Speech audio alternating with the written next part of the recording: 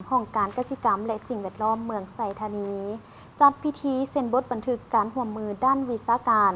เกี่ยวกับโครงการส่งเสริมยกสูงประสิทธิภาพการเพิ่มผลผลิตและการปลูกฝังของชาวเกษตรกรอย่างถูกวิธี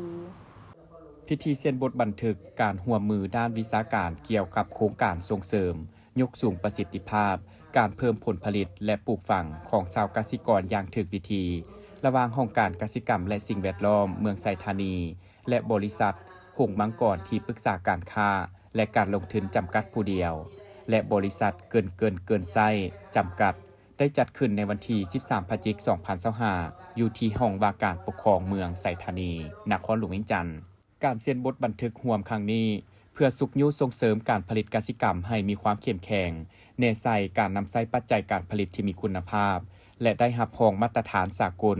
โดยนำใช้นวัตกรรมใหม่ที่มีความทันสมัยสะอาดยืนยงและเป็นมิตรต่อสิ่งแวดล้อมเพื่อยกสูงสมรรถภาพในการปลูกข้าวพืชผักพืชอุตสาหกรรมและไม่กินมากแน่ใส่ลดต้นทุนการผลิตของชาวเกษตรกรตามทิศทางเป็นทันสมัยปรุงแต่งให้เป็นสินค้าที่ได้มาตรฐานและคุณภาพรวมไปถึงการพัฒนาเทคโนโลยีด้านกสิกรรมขยายฐานการผลิตตามความต้องการของตลาดภายในและต่างประเทศขอบเขตเนื้อที่การร่วมมือของโครงการจะสุขยุส่งเสริมการปลูกข้าวประมาณ 15,000 เฮกตาร์การปลูกพืชผักประมาณ 3,000 เฮกตาร์พืชอุตสาหกรรมประมาณ 2,000 เฮกตาร์ไม้กินหมากประมาณ 1,000 เฮกตาร์โครงการจะได้ลงสำรวจเนื้อที่การผลิตกสิกรรมทั่วเมืองเพื่อวางแผนสุขยุส่งเสริมการสาธิตการนำใช้ฝุ่นวิทยาศาสตร์และฝุ่นชีวภาพในพื้นที่การปลูกข้าวพืชผักพืชอุตสาหกรรมและไม่ให้มากในพื้นที่ของชาวเกษตรกรฝึกอบรมเผยแพร่เทคนิคทางด้านวิชาการให้แก่กลุ่มการผลิตและชาวเกษตรกรวิจัยดินให้แก่ชาวเกษตรกรและให้คำแนะนำในการปรับปรุงดิน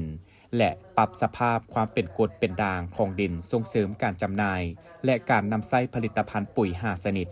ทัศนะศึกษาแลกเปลี่ยนบทเรียนทั้งภายในและต่างประเทศ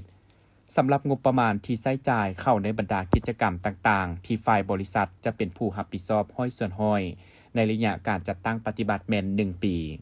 จากนั้นก็ได้มีการลงนามโดยทานเพชรสวรรค์ปฐมวงศ์หัวหน้าห้องการกสิกรรมและสิ่งแวดล้อมเมืองไสธานี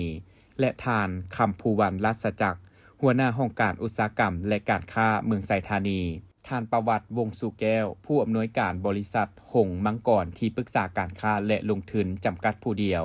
ทานนางมาลีนาพระไสยวงศ์ผู้อำนวยการบริษัทเกินไส้จำกัดโดยการเข้าร่วมเป็นสักขีพยานของทานศิลปากรพรหมไสศรีประธานคณะกรรมการปกครองเมืองไสธานีพร้อมด้วยภาคส่วนที่เกี่ยวข้องทั้ง2 ฝ่าย